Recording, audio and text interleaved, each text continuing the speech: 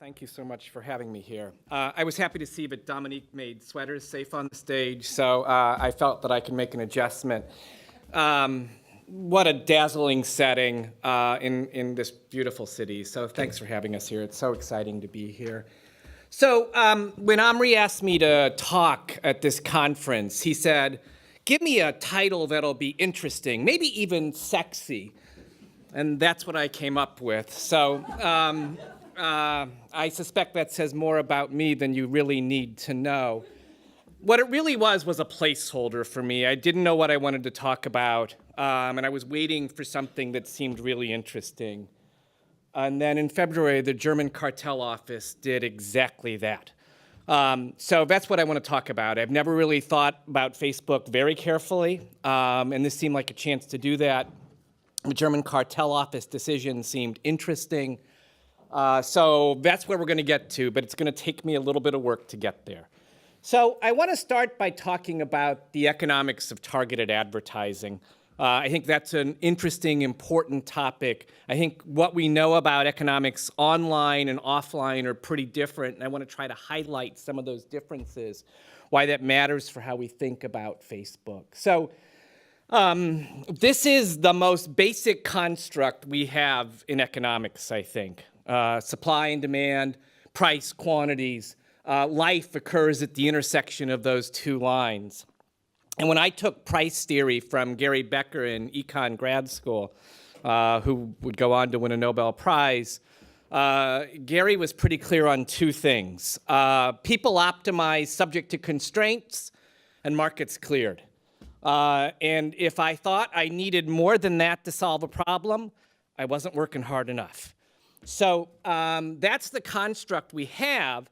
But part of that is the assumption that we know what the prices are and we know what the quantities are. And I think that works in the offline space, the physical space that we've spent so much time in. I think it works pretty well there. I'm a little more skeptical at how well it works online. So if you go into a Starbucks in my neighborhood in Hyde Park, this is what you will see. And the board there will have something like this. The day I walked in, you could order a cinnamon shortbread frappuccino. You probably did that this morning in one of your Parisian cafes, I assume. I have no idea what that drink actually is. But you have a sense of it. You see the picture of it. You see the prices, right? Price, quantity, we know what that is. I was just in a store a few minutes ago, and I knew exactly what I was getting and how much I had to pay to get it. And the companies we haven't really, and Lubomira Roche said, we haven't talked about the GAFA very much yet. No, that's right, we haven't, and maybe that's what we ought to do. So Apple has a different approach to these markets, right? Apple wants your cash. Apple wants all of your cash, right? Very much a premium model. That's always been the model from Apple. When they started with the Macintosh, and obviously even before that the Apple II, though the Apple II wasn't quite as pricey. Certainly the Macintosh was pricey, and certainly the entire iOS line has been pricey. It's not based upon data, it's based upon cash. It is easy to forget that Apple almost died in 1996. I'm in the middle of a book on sort of the history of law and computers. And Apple faced a lowball tender offer in 1996 when Apple was dying. And you can see the resurrection of Apple, first with the iPod, and then eventually the iPhone. But Apple's a cash-based business. But if we turn to businesses based on data and media, then I think we're working in different markets. How much data gets taken from you is not particularly salient. So if you are paying in data, how do you know how much you are paying, right? Again, I just handed €2 to somebody for this Diet Coke. I knew exactly how much I was paying, right? How much did I pay this morning, Twitter, in data, when I was posting a bunch of tweets about the conference? I just don't know. And so the structure we need to understand is how do we think competition works when prices are not visible? What I call at the bottom here, priceless competition. How does that competition work, and what's the nature of that competition? I think that competition is very different than the competition we're used to seeing in physical space. So, and as Omri mentioned this morning, the nature of that is then is that firms basically grab as much data as they can. They do not feel constrained by a consumer response because it's not salient, it's not visible to you. And so the flashlight app that Omri mentioned that was grabbing all this information, I think you should have assumed that that's exactly what they were doing, right? They were giving you something for free. There are no free lunches. That's another Chicago economics idea, Milton Friedman, I guess. So you should assume they were getting something.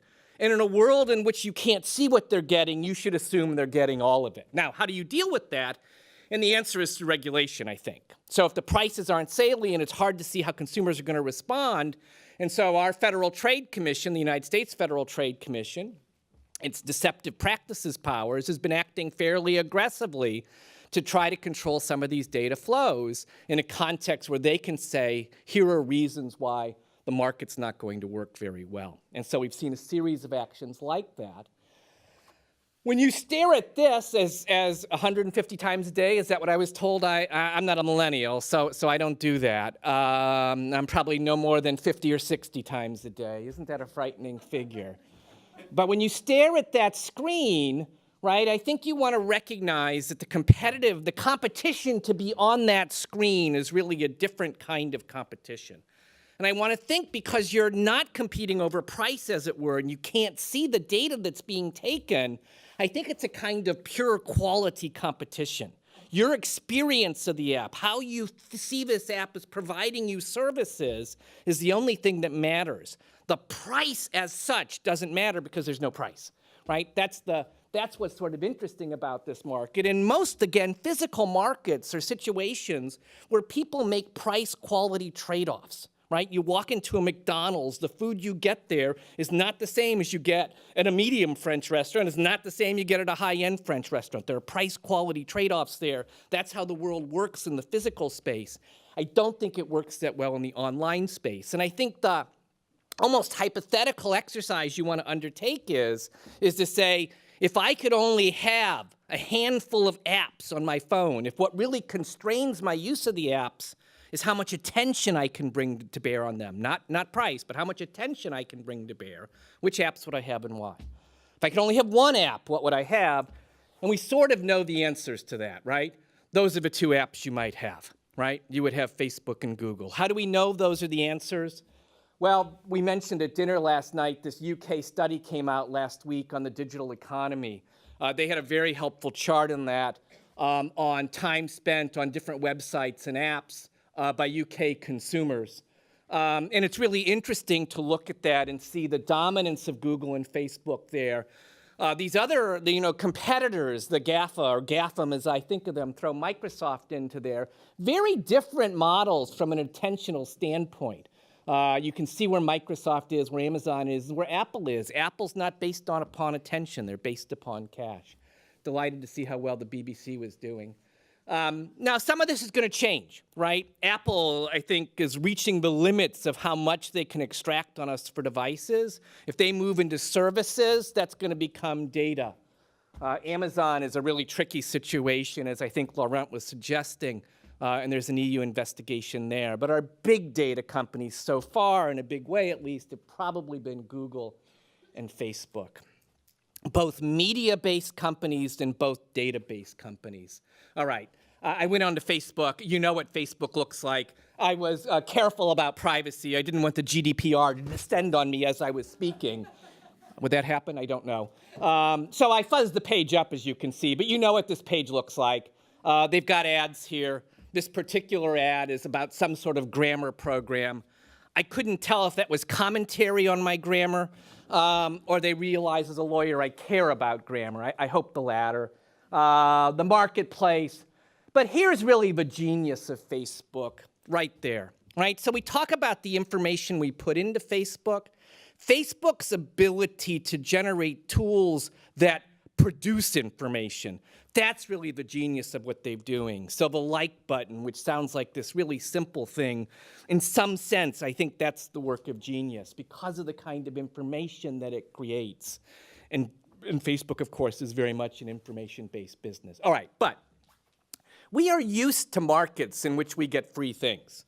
So and again, Laurent said, is anything new here? I think that's a terrifically important question. And I want to say I think the data piece of it is maybe new, though again, there are some past analogs that we can talk about and I'll do a little of. But certainly the fact that these are media companies, that's not new. So in the United States at least, over-the-air radio and over-the-air television was all financed based through ads. Right? You didn't pay with dollars to listen to radio in the United States. There was no licensing fee, no taxation, as it were. You paid, as it were, by consuming ads. And if you asked, well, if you were a media firm with market power against consumers, how did you use that market power? The answer is you made them listen to more ads. That's the way you raise the price for the product. You effectively degrade the quality of the product by adding more ads and charging more. So the fact that it's free, as it were, doesn't mean that market power can't be exercised. And we should always ask the question, what would have happened in competition, right? And that should be our baseline. That's not to say that they're necessarily violating the law if there are more ads than there would be in competition, but at least it gives us a sense of whether we think we're seeing the exercise of market power. I think that's the right conceptual exercise. And again, that's not new. We've been working with these markets for a very long time. What I think is probably new is the data and the role of data. And we heard some dark stories about data. My colleague Omri Ben-Shahar talking about data pollution and negative externalities, and we could talk about positive externalities too, so we'd have a longer conversation about that. But I want to say, at least with regard to targeted ads, the thing to focus on, I think, as a first cut, is the idea that advertisers clearly want to see the use of data, right? The famous line in the United States from John Wanamaker, an early retailer, I know 50% of my advertising dollars are wasted. I just don't know which 50%, right? That's always been the way these markets have worked, and so the promise of data is to get these ads to customers who care about them. We do not have a dog in my house. Do not show me dog food ads. That's just a waste.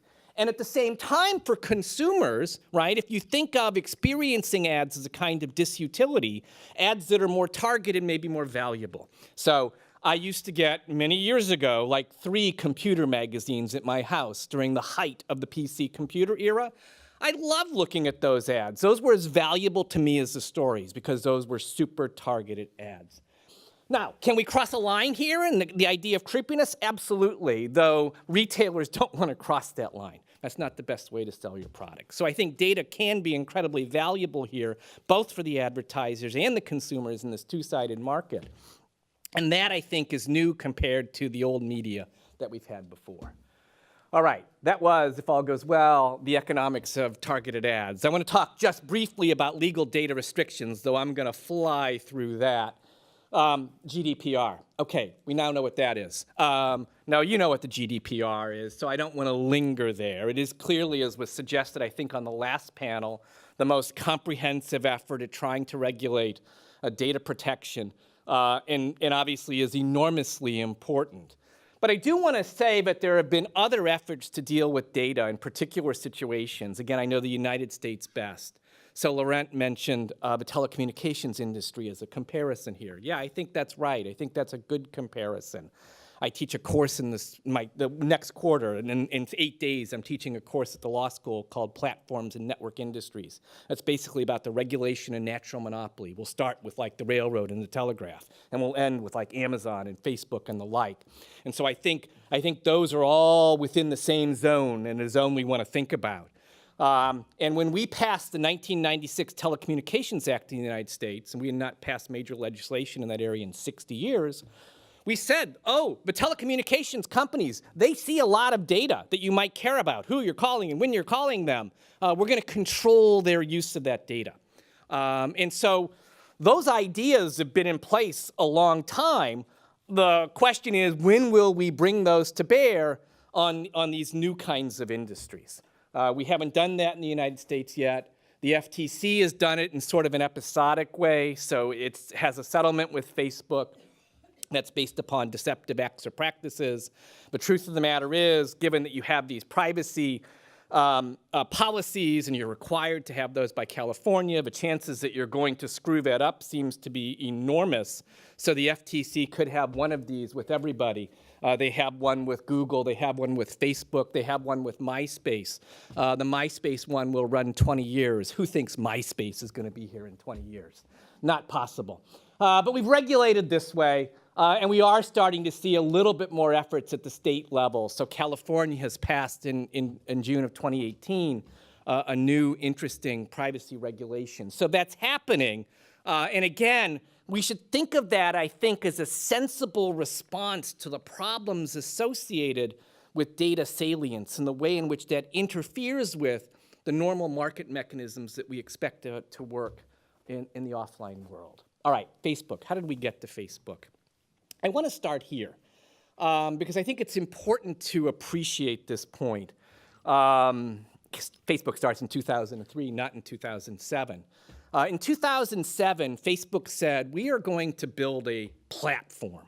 We are going to create an API and give people access to that.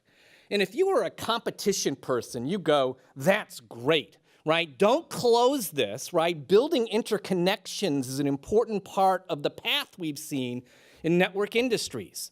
The electricity business used to be local natural monopolies. Eventually, we decided that power generation could be subject to competition, but no one wants to build a power plant if you can't access the grid. So we build a connectivity regime for that. The 1996 Telecommunications Act did exactly the same kind of thing. So creating these kinds of connections is something that we see in these public utility styles industries in query, and again, that was suggested in the morning, query whether we need to think about the Facebooks and the Googles of the world in those terms. But Facebook took a step down that path in 2007, opening the network up, and that got us Cambridge Analytica. The path from there to there is almost immediate. Right? The reality is that engineering these kinds of networks, both from a physical, in the case of the electricity grid engineering, in the case of data engineering, I think is hard. I think the institutional engineering is hard. And so I think we should be aware of the possible problems that will arise when we go down that path. Now, I am a Cambridge Analytica victim. Facebook told me that one day. I've never known what that really meant happened to me. I'm not aware of any meaningful harm that I've suffered from that. Maybe I'm not paying enough attention. But in any event, in the past, we have regulated this kind of interconnection in these network industries. And the question, I think, for us is whether we're going to do that for data. Indeed, that's what the UK report called for last week, a kind of data public utility, as someone said on the last panel. I think doing that's actually going to be tricky and complicated. All right, I'm watching the clock here. Facebook, they do the Instagram deal, no one complains. They do the WhatsApp deal, no one complains. The EU thinks about it a little bit, but says, you know, they're really in different businesses, not a problem. And oh, by the way, there's no data concentration here. There's data everywhere. Facebook doesn't have a particularly unique set of data. I don't know how to think about that, but the EU thought about it hard, and that's what the conclusion they came to. So Facebook builds in this way. I think there's some, and critically for this point, they say privacy is completely different from that. That's not a job for the competition authority to sort. Okay, I think there's some regret about that. I'm going to skip the fine. And I think the regret maybe about these deals is to recognize that the hard thing in these businesses is not particular features or services. The hard thing is getting hundreds of millions of users. And maybe that's what we should have been focusing on in these mergers, but we didn't seem to. All right, to Germany. So the German cartel office, they say, we've looked at this, and we're going to do something about it. That Facebook is getting information off of third-party websites and that Facebook wants to combine the information between Facebook, Instagram, and WhatsApp. We're not going to let them do that, at least without consent. So this is what the German cartel office says.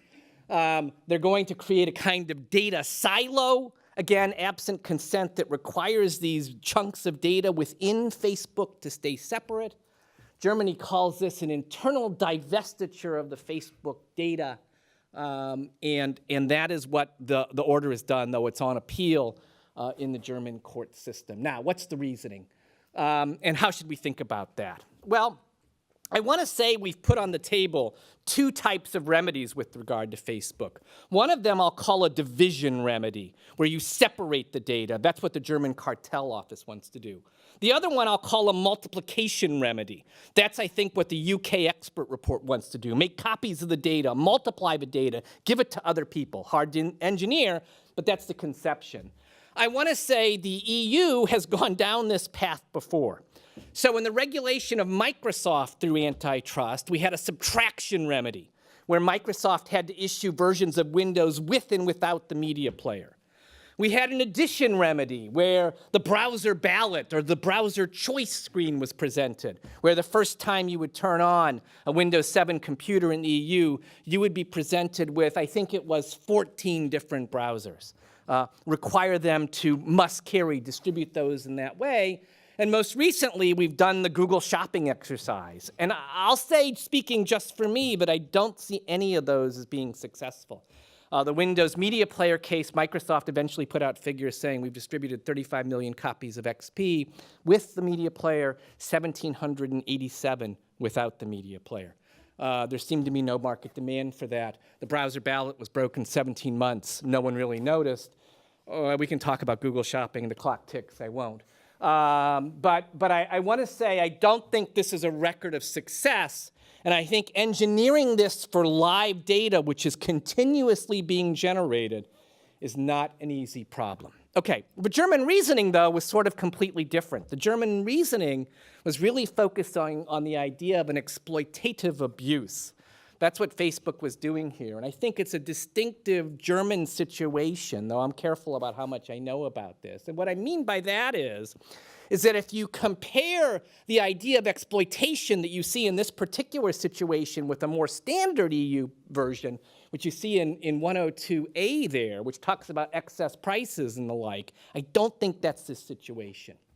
So the understanding of exploitation, again, uses some sort of competitive benchmark on the cost side, some sort of approach with regard to the economic value. I think neither of those applies very well to Facebook.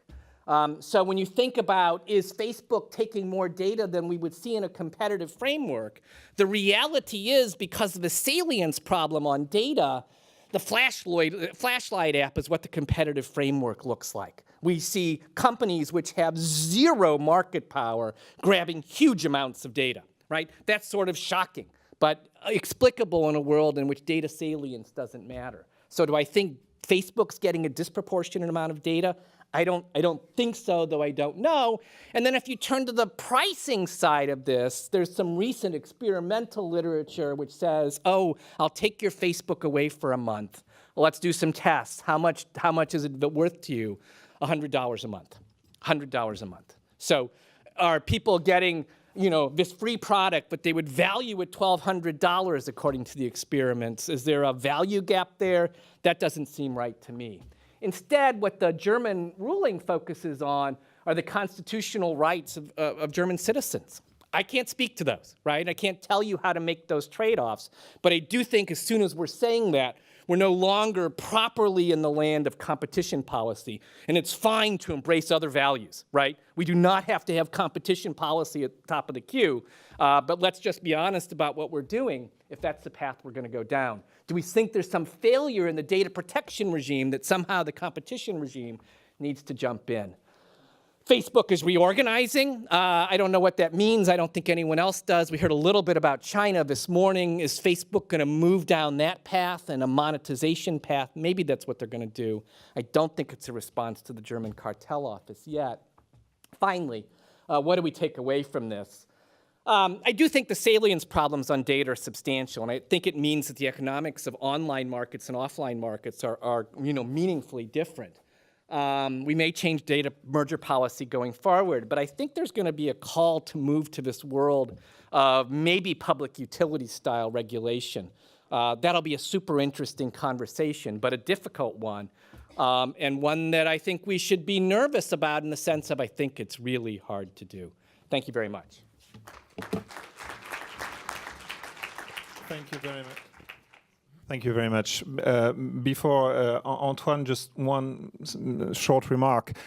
You reminded us about MySpace, and when we think backwards in 2004, 2005, it strikes me that at the time Facebook presented itself as a privacy-centered alternative to MySpace in a way, and won the market in a way, insisting on its privacy settings. I find it odd that today they're on a privacy breach and they need what you call the privacy reset. Well, and I'll say, if you haven't read the original, switching a little bit, but completely the same point, if you haven't read the original Brin and Page paper that they wrote for the Australia conference in 1998, where they described this new thing called Google, they've got this appendix where they talk about advertising, and they talk about the inherent conflict between advertising and having an honest search engine. And their conclusion is it's important to have a search engine that remains in the academic realm. Somehow they've got around that. Thank you.